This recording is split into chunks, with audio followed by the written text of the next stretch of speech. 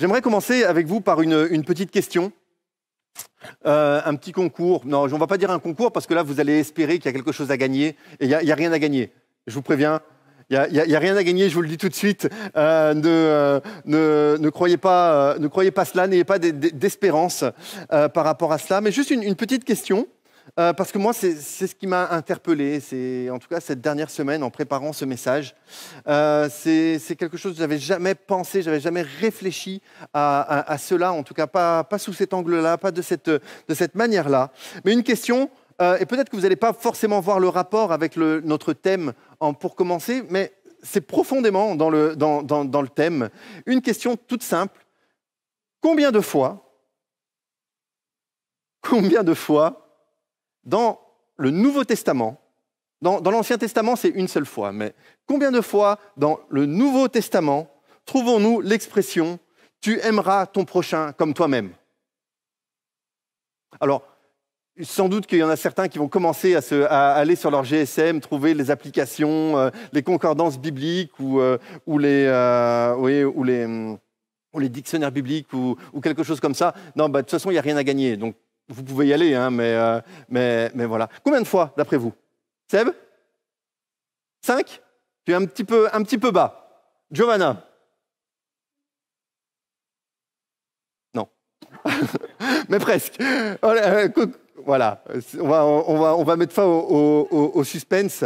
On trouve cette expression 7 fois dans le Nouveau Testament, à la fois dans les évangiles, et dans des moments qu'on connaît, par exemple, dans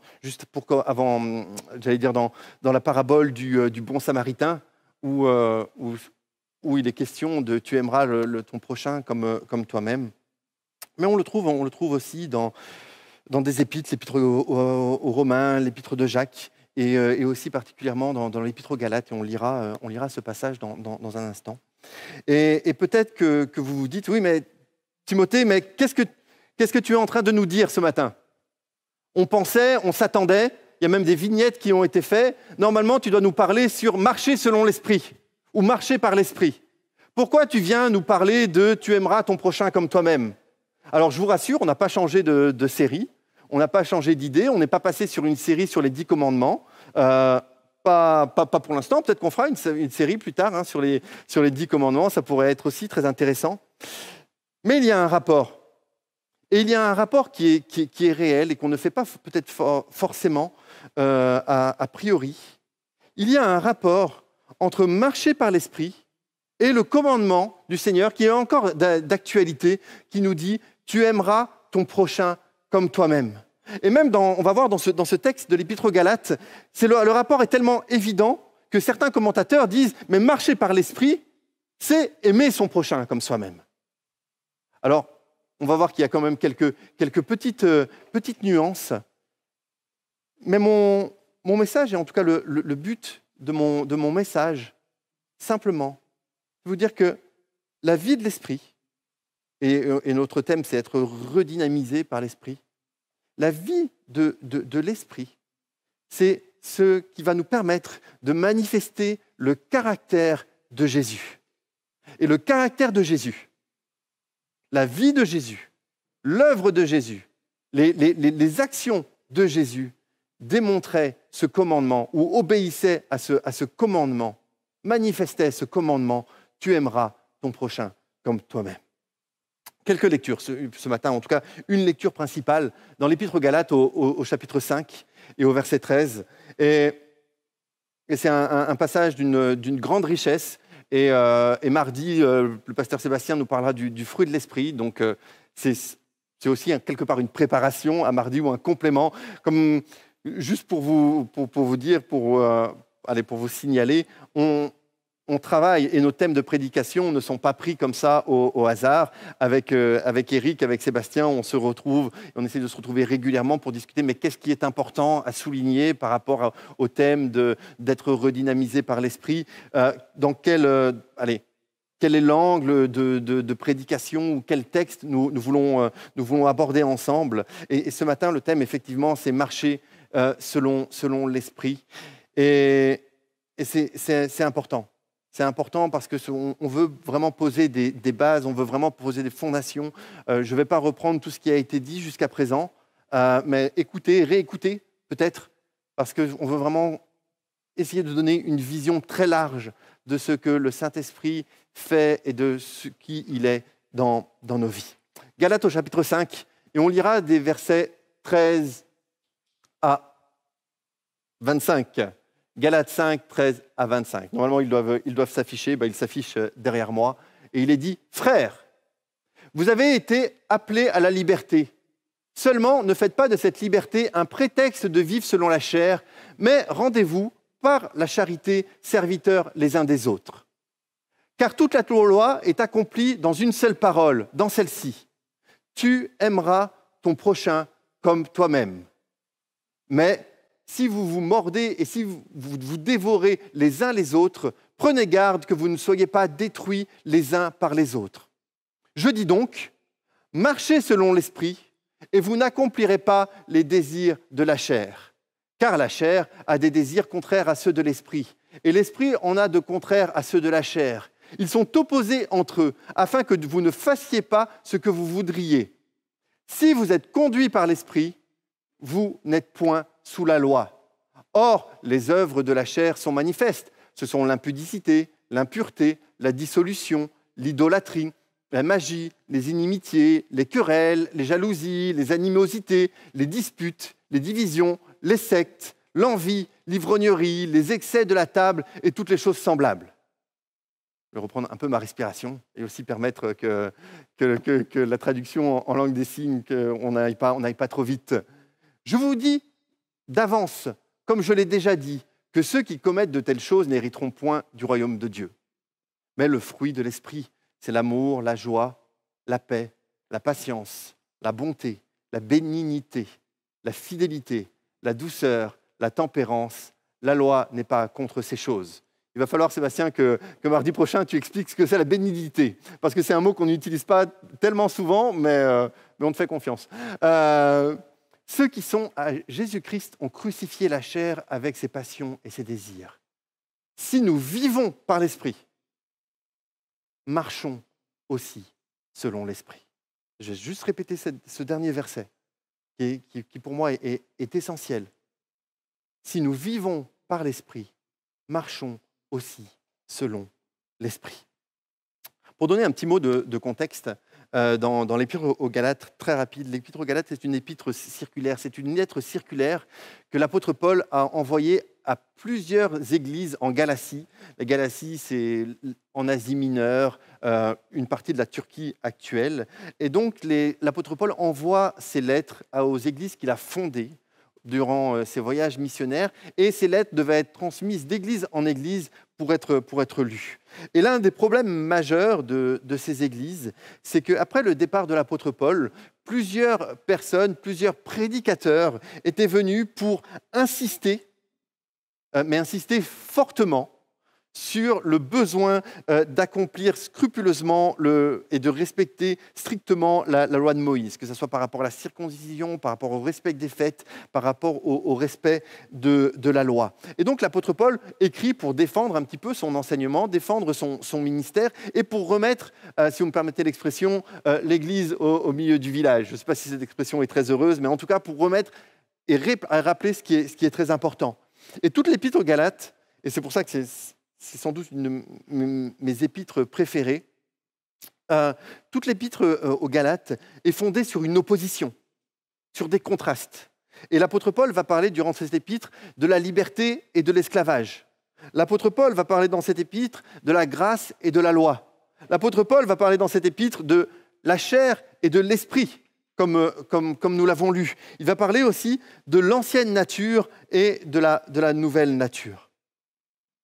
Je crois que c'est important, en tout cas au début de mon message ce matin, de m'arrêter un petit peu sur cette notion, sur cette idée qui est tellement importante et que nous devons bien saisir en tant que chrétiens, la question de l'ancienne nature et de la nouvelle nature. La Bible nous dit dans l'Épître aux Romains que nous sommes tous pécheurs et que nous sommes privés de la gloire de Dieu. Et donc nous avons, à ce moment-là, avant de connaître Christ, nous avons une nature mauvaise, une nature pécheresse qui ne peut pas plaire à Dieu. Et lors de notre naissance spirituelle, ce qu'on appelle la nouvelle naissance, alors nous recevons par l'Esprit de Dieu une nouvelle nature, totalement différente. Quelque chose de totalement nouveau. Ce n'est pas l'ancienne qui est améliorée, mais c'est une nouvelle qui nous est donnée.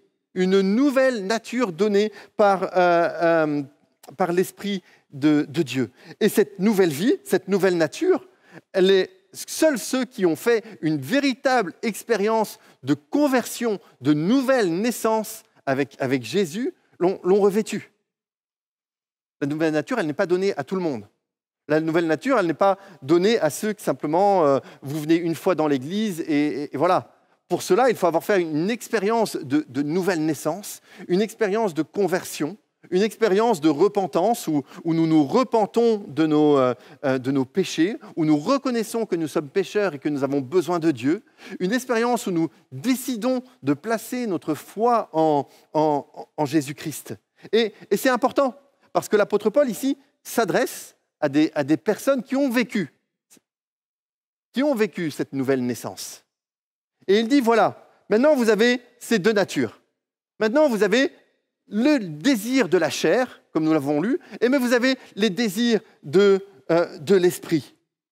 Jésus dira à Nicodème, dans l'évangile de Jean, au chapitre 3 et au verset 6, il dira « Ce qui est né de la chair est chair, et ce qui est né de l'esprit est esprit. » Pour bien dissocier les deux, pour bien faire la différence entre les deux. Et donc, le croyant, le chrétien, même si le chrétien dans un sens strict, dans le sens de ceux qui ont vraiment accepté Jésus dans leur vie, ont ces deux natures qui coexistent. La nature de la chair, qui est là, et qui a des désirs propres, et qui ne peut pas plaire à Dieu, qui a des désirs contraires à la volonté de Dieu, et finalement même à la personne de Dieu, et la nature spirituelle, la nouvelle nature, celle qui est née de l'Esprit et qui cherche à accomplir ce que Dieu a demandé. Et c'est peut-être un peu théorique ce matin de commencer par cela, mais je crois que c'est tellement essentiel de se le rappeler. Parce que nous parlons d'être redynamisé par l'Esprit, mais on ne peut pas redynamiser quelque chose qui n'existe pas. Et si vous n'avez pas fait cette expérience avec Jésus-Christ, et je vous invite vraiment à le faire et à le rechercher, et peut-être à demander conseil ou demander de l'aide si vous avez ce désir de le faire, mais si vous ne l'avez pas fait, ce n'est pas possible de redynamiser quelque chose qui n'existe pas. Le dernier verset qu'on a lu dans Galates 5 dit « Si nous vivons par l'Esprit, marchons aussi par l'Esprit ou selon l'Esprit. » Laissez-moi vous raconter une petite histoire que j'ai entendue. J'ai entendu il y a longtemps, donc je ne sais plus exactement qui me l'a raconté. Donc si c'est vous qui me l'avez raconté, vous pouvez me le signaler. Mais je pense pas. C'est une histoire assez ancienne. C'est l'histoire d'un pasteur qui est dans un rassemblement de jeunesse. Et un soir, je pense que c'était un soir, il y a un appel à la prière pour recevoir le baptême du Saint-Esprit. Et donc, le pasteur va prier avec un jeune, et quand il s'approche de ce jeune, il est un peu mal à l'aise. Donc, il va commencer à parler avec ce jeune, et il dit, mais voilà, comment tu t'appelles ? Bon, je vous fais je vous fais un résumé. Et donc, le jeune lui dit, oui, mais moi je m'avance. Moi, je veux avoir la puissance du Saint-Esprit. Moi, je veux chasser des démons. Moi, je veux faire des miracles. Je veux prophétiser. Moi, c'est ce que je recherche. Moi, je veux recevoir cela. Et donc, le pasteur est toujours un peu mal à l'aise. Et c'était un jeune qui connaissait un petit peu et qui savait, qui fréquentait depuis un certain temps l'église. Et donc, le pasteur pose la question à ce jeune et il lui dit, mais est-ce que tu connais Jésus ? Est-ce que tu as donné ta vie à Jésus ? Est-ce que tu t'es repenti de tes péchés ? Et le jeune lui répond, oui, mais ça ne m'intéresse pas. Ça ne m'intéresse pas. Moi, ce que je veux, c'est simplement la puissance du Saint-Esprit. Moi, ce que je veux, c'est simplement pouvoir parler en langue et faire des miracles. Moi, je sais bien que si... J'ai déjà entendu parler de Jésus. Je sais très bien que si je l'accepte dans ma vie ou si je fais une démarche avec lui, alors je devrais changer de vie. Mais moi, je n'ai pas envie de changer de vie. Moi, tout ce que je veux, c'est faire des miracles.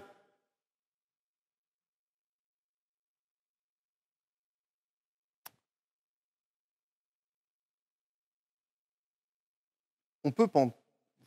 Là, si je prends cet exemple, c'est vraiment parce que ce jeune homme connaissait et il le faisait sciemment. Je ne parle pas de quelqu'un qui ne connaissait pas ou quelqu'un qui n'était pas enseigné par rapport à ce sujet. On ne peut pas vouloir manifester les mêmes œuvres que Jésus si on n'est pas prêt à manifester le même caractère que Jésus. Et marcher selon l'esprit. J'ai lu par rapport à ça, j'ai écouté des prédications, et il y en a qui disent oui, mais marcher selon l'esprit, c'est accomplir des miracles. Oui, oui, c'est une partie. Moi, je crois profondément que marcher selon l'esprit, c'est accomplir les désirs de l'esprit. Et les désirs de l'esprit, qui sont contraires à ceux de la chair, les désirs de l'esprit, c'est que Jésus-Christ soit glorifié. Et qu'il soit glorifié d'abord dans ta vie. Et qu'il soit d'abord glorifié à l'intérieur de toi. L'homme qui ne connaît pas Dieu ne connaît qu'une seule marche, une marche uniquement selon la chair. C'est une option, c'est l'option par défaut. Et on ne peut pas demander à quelqu'un qui ne connaît pas Jésus de marcher selon l'esprit. Ça n'a aucun sens. C'est l'option naturelle. Mais la marche de l'esprit est possible pour le croyant, pour le chrétien, pour celui qui connaît Jésus. Mais elle n'est pas automatique. Il y a cette volonté, il y a notre engagement de dire « mais je veux marcher selon le Saint-Esprit ». Marcher par l'Esprit, un auteur disait ça, marcher par l'Esprit, c'est ce que nous faisons quand les désirs du Saint-Esprit sont plus forts que les désirs de la chair en nous. Et il y a une opposition entre les deux. Galates 5, 17, je peux juste m'afficher ça. Galates 5, 17 nous dit « car la chair a des désirs contraires à ceux de l'Esprit, et l'Esprit en a de contraires à ceux de la chair. Ils sont opposés entre eux, afin que vous ne fassiez point ce que vous voudriez. » Et il y a cette bataille entre les deux. Il y a finalement ce conflit, cette opposition, comme je vous le disais tout à l'heure, l'épître aux Galates, c'est une épître d'opposition. L'opposition entre, d'un côté, les désirs de la chair, et de l'autre côté, les désirs de l'esprit. Et les désirs de la chair dans nos vies, c'est ceux qui diront toujours « moi d'abord ». Les désirs de la chair, c'est l'égoïsme. Le désir de la chair, c'est l'égocentrisme. Le désir de la chair, c'est mon plaisir personnel avant la gloire de Jésus dans ma vie, avant la vie avec les autres. Les désirs de l'esprit, c'est que Christ soit glorifié en moi et à travers moi. Et donc, il y a cette opposition. Il y a ce combat. Il y a finalement les deux qui sont là et qui resteront là jusqu'à la fin de notre vie. Mais on verra que les deux ne doivent pas forcément être de part égale.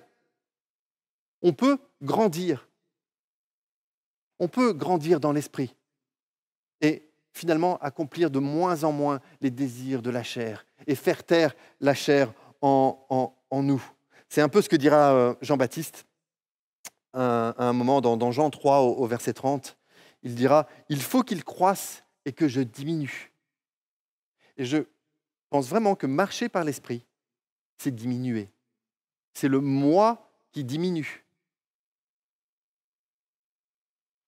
Marcher par l'esprit, c'est l'esprit, les désirs de l'esprit qui grandissent en moi, mais c'est aussi les désirs de la chair qui diminuent, qui rapetissent en moi. Marcher selon l'esprit, c'est quand je manifeste le caractère et les œuvres de Jésus-Christ dans ma vie.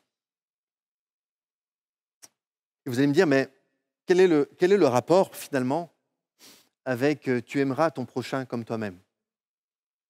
Parce que j'ai commencé par cela, et je vous ai dit qu'il y avait quand même un rapport assez étroit, que c'était lié, et c'est profondément lié.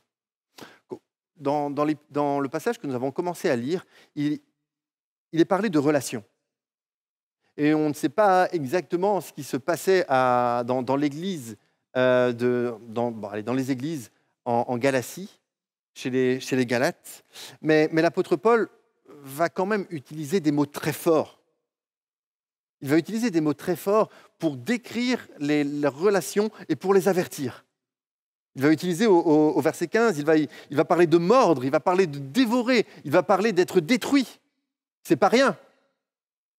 Et ça a un sens spirituel. Je ne pense pas qu'il se mordait physiquement, quoique, je ne sais pas. Mais il disait mordre, dévorer, être détruit. Au verset 26, il est parlé encore de provoquer, de jalouser. Parce que les œuvres de la chair, quand nous accomplissons les désirs de la chair, alors cela nous détruit, mais ça détruit aussi nos relations. Et ça détruit les relations que nous avons les uns avec les autres. Quand nous faisons passer le moi d'abord, mes désirs et mes plaisirs personnels, alors c'est ce qui est destructeur de la relation. Je ne veux pas empiéter sur la prédication de Sébastien mardi prochain, mais quand nous voyons les œuvres de la chair, quand nous voyons par exemple l'adultère,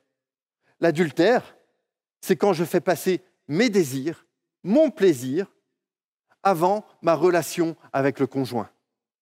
Quand il est parlé de disputes, de jalousie, de division, c'est quand je fais passer mon ego, mon orgueil, avant la relation avec l'autre, avec mon prochain. Et on pourrait dire finalement la même chose de toutes les œuvres de la chair qui sont mentionnées dans Galates 5 au verset 20 et 21. Mon plaisir personnel. Alors que le fruit de l'esprit, c'est quand je manifeste le caractère de Jésus. Et quand je manifeste aussi le caractère de Jésus dans ma propre vie, mais aussi dans la vie de mon prochain, dans la vie de l'autre, dans la vie de celui que Dieu va me faire rencontrer, dans la vie de celui que Dieu a placé à côté de moi. Et c'est pour ça qu'il est dit, tu aimeras ton prochain comme toi-même. Tu aimeras ton prochain comme toi-même. Au verset 16 de ce texte, l'apôtre Paul va dire « Je dis donc ». L'apôtre Paul va dire « Oui, ne vous mordez pas, ne vous dévorez pas, sinon vous allez être détruits, etc. etc. » Et il parle de ça. Et il va dire « Je dis donc, marchez selon l'esprit, et vous n'accomplirez pas les désirs de la chair. » Pour l'apôtre Paul, dans son esprit, et c'est ce qu'il dit dans ce texte des Galates, tu aimeras ton prochain comme toi-même, est en relation et lié avec marcher selon l'esprit.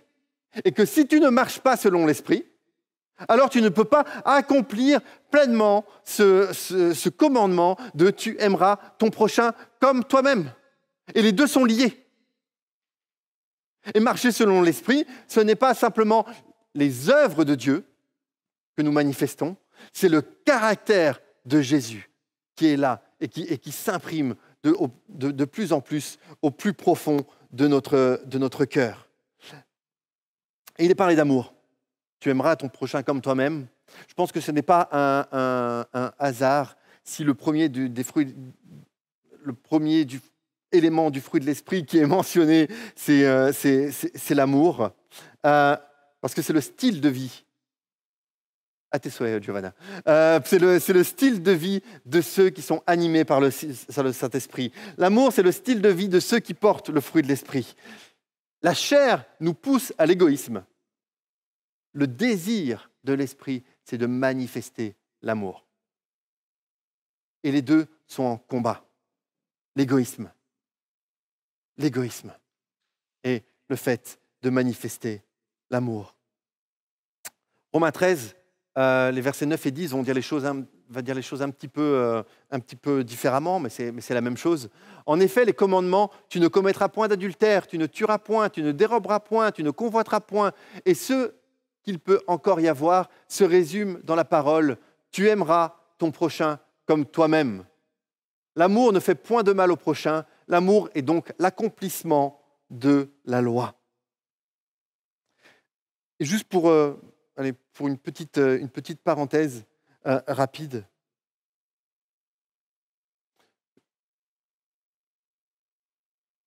Je crois profondément, et parce que c'est peut-être l'une des choses les plus difficiles, que marcher par l'esprit, c'est avoir une vie de pardon. Parce que le pardon, c'est peut-être l'élément, c'est peut-être le trait le plus saillant de celui qui finalement laisse la place à l'esprit et non pas à la chair. Le pardon, demander pardon et vivre le pardon et accepter le pardon. Le pardon en général, ce n'est pas quelque chose qui est forcément très agréable pour le moi. Parce que soit on a fait quelque chose où on doit demander pardon, et pour moi, c'est difficile qu'on reconnaître qu'on fait des erreurs, soit, à l'inverse, quelqu'un nous a fait du mal, et alors, pourquoi je devrais pardonner? Parce que c'est à moi qu'on a fait du mal. Marcher par l'esprit, c'est une vie de pardon. C'est une vie de pardon. Une vie de manifestation du fruit de l'esprit. Et tu ne peux pas manifester le fruit de l'esprit sans pardonner. Tu ne peux pas marcher par l'esprit sans aimer. Alors, il y a deux choses, et je ne vais pas essayer de ne pas être trop long ce matin. Deux choses que l'apôtre Paul aussi nous avertit, où l'apôtre Paul dit faites attention. La première des choses, on le trouve au verset 18. Si vous êtes conduits par l'esprit, vous n'êtes point sous la loi. L'apôtre Paul n'est pas en train de dire que la loi est mauvaise. L'apôtre Paul dit l'importance de la loi et que la loi nous apprend finalement à connaître la volonté de Dieu, et que la loi est aussi là pour nous montrer, comme un pédagogue, pour nous montrer ce qu'est le péché. Et je ne suis absolument pas en train de dire que la loi n'est pas importante. Mais ce que l'apôtre Paul veut dire, et c'est aussi ce qui revient plusieurs fois dans l'épître Galates, il nous fait prendre conscience et il nous met en garde contre une forme de légalisme, où on fait les choses, pas parce qu'il y a une réalité de l'esprit dans nos cœurs, pas pour accomplir les désirs de l'esprit, mais pour obéir à une loi qui est externe et pour se satisfaire nous-mêmes.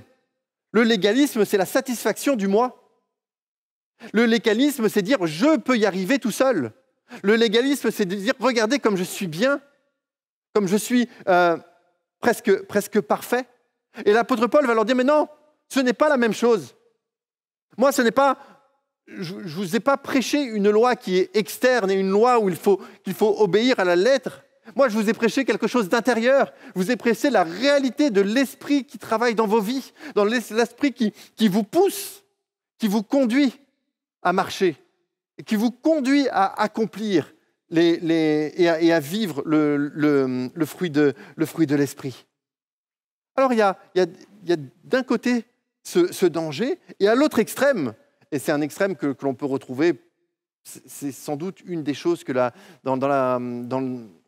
qu'on retrouve dans la première épître et dans la deuxième épître aux Corinthiens, et quelque chose qui était saillant chez les Corinthiens, c'est cette idée de licence, où finalement nous vivons la liberté et nous pouvons tout faire. C'est le verset 13, où l'apôtre Paul dit clairement « Frères, vous avez été à la liberté, seulement ne faites pas de cette liberté un prétexte de vivre selon la chair. » Parce qu'il y avait sans doute à l'époque des personnes qui disaient « Mais j'ai Jésus, ça me suffit, je peux faire ce que je veux. Et moralement, je peux faire ce que je veux. Et même si c'est la chair qui se manifeste, je peux faire ce que je veux. Parce que finalement, je connais Jésus et c'est ça le principal. Et c'est la licence. Et le légalisme et la licence, qui sont peut-être à deux extrêmes opposés, ce n'est pas ce que Jésus veut pour nos vies. Ce n'est pas ce à quoi nous sommes appelés quand nous marchons par l'esprit. Un texte, je pense, dans une série sur la vie du Saint-Esprit ou sur être redynamisé par l'Esprit. C'est un texte qu'on doit obligatoirement lire. Je ne sais pas si certains l'ont déjà lu, mais on va le lire ce matin. Dans le prophète Ézéchiel, au chapitre 36, qu'est-ce qu'il nous est dit? Les versets 26 et 27. « Je vous donnerai un cœur nouveau et je mettrai en vous un esprit nouveau. J'ôterai de votre corps le cœur de pierre et je vous donnerai un cœur de chair. Je mettrai mon esprit en vous et je ferai en sorte que vous suiviez mes ordonnances et que vous observiez et pratiquiez mes lois. » La bouche sèche, mais ça va aller. « Je mettrai mon esprit en vous. » Et c'est la réalité, et ce que nous avons vécu, et ce que nous vivons, c'est un accomplissement de cette prophétie d'Ézéchiel où l'Esprit de Dieu est en nous. Et l'Esprit de Dieu nous pousse à obéir, nous pousse à accomplir la volonté de Dieu, nous pousse à pratiquer la loi. Et ce n'est pas quelque chose d'externe, mais c'est quelque chose qui est là parce que nous avons un cœur nouveau, parce que nous avons une nature nouvelle. Et on y revient à ce que je disais pour commencer. Et c'est tellement important parce que marcher selon l'Esprit, ce n'est possible que parce que nous avons quelque chose de nouveau, une nouvelle nature en nous. Parce que sinon, c'est tout simplement impossible. Comment marcher par l'Esprit? Je ne veux pas vous donner... J'ai lu... vous pouvez taper ça dans Google, on vous donnera plein de petits trucs sur comment marcher par l'Esprit. Si tu veux marcher par l'Esprit, tu dois lire autant de passages, ou tu dois prier autant d'heures, ou tu dois jeûner. Et toutes ces choses, toutes ces pratiques spirituelles sont bonnes, hein, et je vous encourage à le faire. Mais je pense qu'on loupe finalement un petit peu ce qui est tellement important. Alors moi, je vais vous donner quelques conseils de ma propre vie. Vous voyez?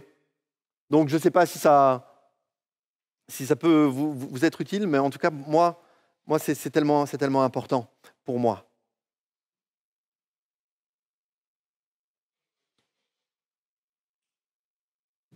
Dans les moments où et ça m'arrive à plusieurs moments dans ma vie, où je me demande, mais qu'est-ce que c'est que marcher selon l'Esprit?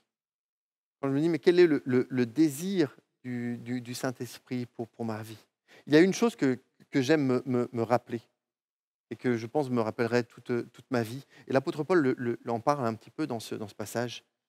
J'aime me rappeler que, et c'est le début de tout, je pense, nous sommes crucifiés avec Christ. Galates 2:20 nous dit, et l'apôtre Paul parle, « J'ai été crucifié avec Christ. Et si je vis, ce n'est plus moi qui vis, c'est Christ qui vit en moi. Si je vis maintenant dans la chair, je vis dans la foi au Fils de Dieu qui m'a aimé et qui s'est livré pour moi, lui-même pour moi. J'ai été crucifié avec Christ. » Et c'est là que ça commence. L'apôtre Paul, encore dans le passage, dans Galates 5:24, il nous dit un petit peu la même chose. Il nous dit « Ceux qui sont à Jésus-Christ ont crucifié la chair avec ses passions et ses désirs. » Ça veut dire que l'ancien homme, l'ancienne nature, qui vit selon les désirs de la chair, il est crucifié à la croix. Et ça commence à la croix. Ça commence à la croix. Rappelle-toi de cela. Quand tu as cette vision de Christ crucifié, rappelle-toi que tu as été crucifié avec lui. Et que par là, nous avons crucifié la chair avec ses passions et ses désirs. C'est là que tout se joue. Je vous racontais, je pense, lors d'une de mes derniers messages, de notre dernière prédication, que le Saint-Esprit nous prenait et qu'il nous amenait au pied de la croix. Et c'est cela. Et au pied de la croix, évidemment, il y a Jésus-Christ qui est crucifié, mais il y a aussi nous qui sommes crucifiés avec lui. L'ancien homme qui est crucifié avec nous, avec lui. Se souvenir que nous sommes crucifiés avec Christ. La même chose. Et c'est sûr que ça ne fait pas plaisir à notre ego, ça ne fait pas plaisir à notre nature un peu égocentrique ou égoïste. C'est que nous avons absolument besoin de Dieu pour qu'il fasse une œuvre dans nos vies. Dans Jean 15, il est dit « Sans moi, vous ne pouvez rien faire », en parlant du cep et des sarments. « Sans moi, vous ne pouvez rien faire ». Il faut reconnaître son besoin de Dieu. Tu veux marcher par l'Esprit ?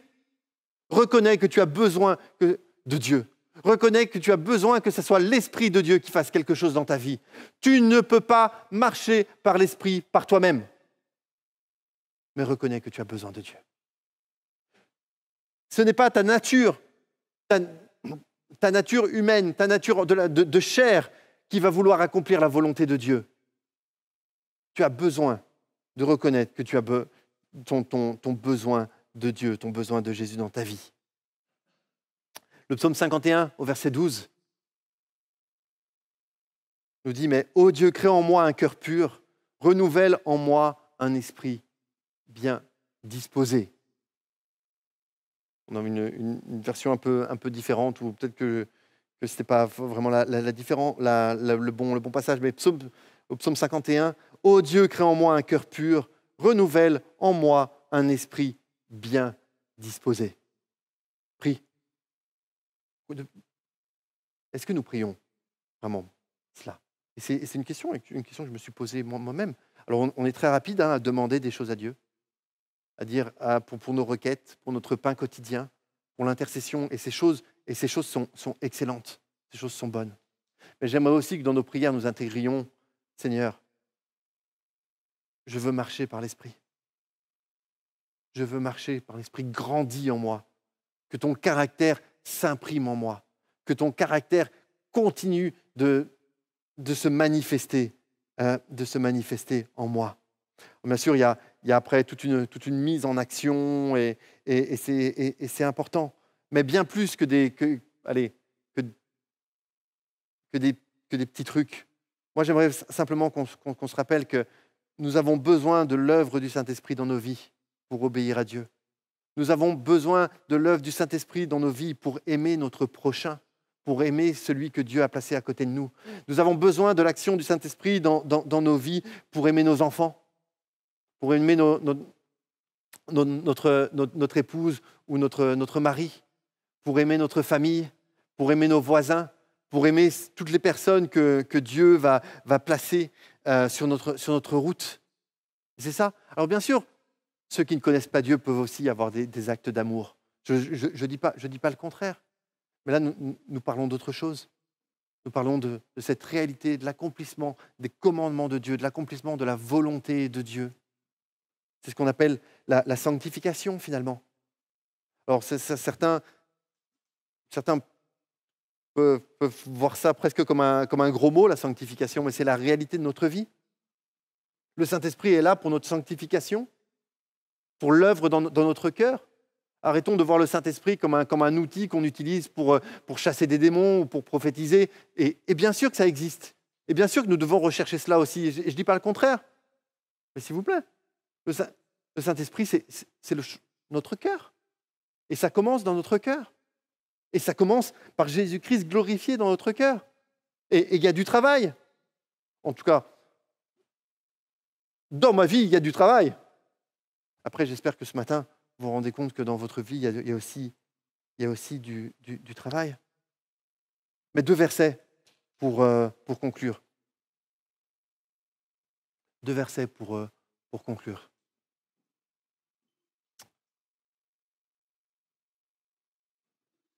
Le premier,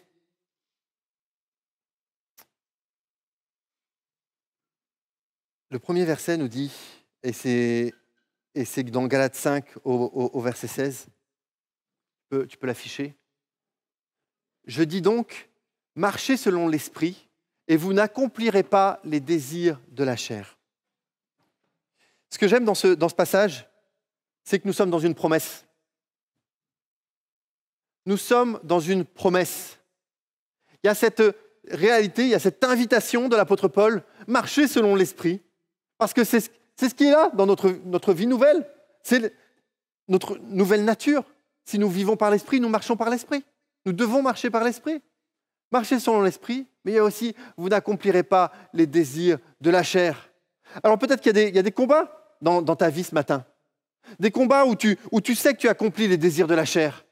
Dans tes relations, où tu sais que tu n'aimes pas ton prochain comme toi-même. Et peut-être aussi des questions de pardon dans les familles, de pardon dans les couples, de pardon entre les parents et les enfants, de pardon avec des gens qui nous entourent.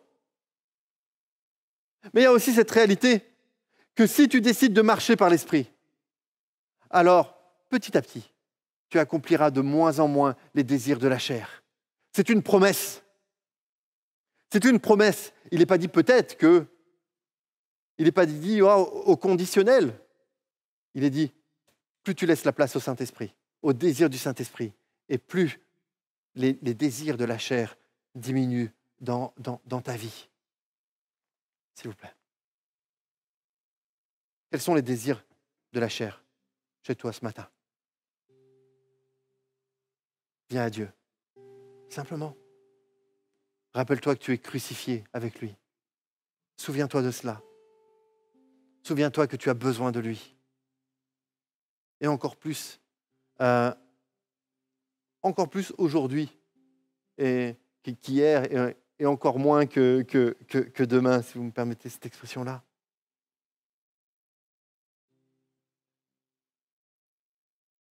Galates 2:20, et je termine par là, nous dit, et je le répète, parce que je pense qu'on a besoin en tant que chrétien de comprendre et de vivre ce verset dans notre position. Et je crois que l'œuvre du Saint-Esprit, c'est de nous faire comprendre cela aussi. J'ai été crucifié avec Christ. Et si je vis, ce n'est plus moi qui vis. Ce n'est plus moi qui vis. C'est Christ qui vit en moi. Marchez selon l'Esprit. Et vous n'accomplirez plus les besoins de la chair. Mais simplement prier avant de laisser la place à l'équipe qui va nous conduire dans un chant. Seigneur, merci pour ta parole de ce matin. Merci parce que tu es tellement bon, Seigneur. Mais merci parce que sans toi, nous ne pouvons rien faire. Nous ne pouvons rien faire, Seigneur. Et nous nous voyons, Seigneur, et parfois nous sommes tellement fatigués, nous sommes tellement peut-être parfois irrités contre nous-mêmes. Quand nous voyons, Seigneur, que nous n'accomplissons pas ce que nous voudrions, que la chair a toujours une place dans notre vie tellement plus grande. Mais Seigneur, malgré ça, tu nous rappelles, mais marche selon l'Esprit. Laisse l'Esprit travailler dans ta vie. Laisse l'Esprit faire une œuvre dans ton cœur. Laisse l'Esprit imprimer le caractère, mon caractère dans ta vie, encore ce matin.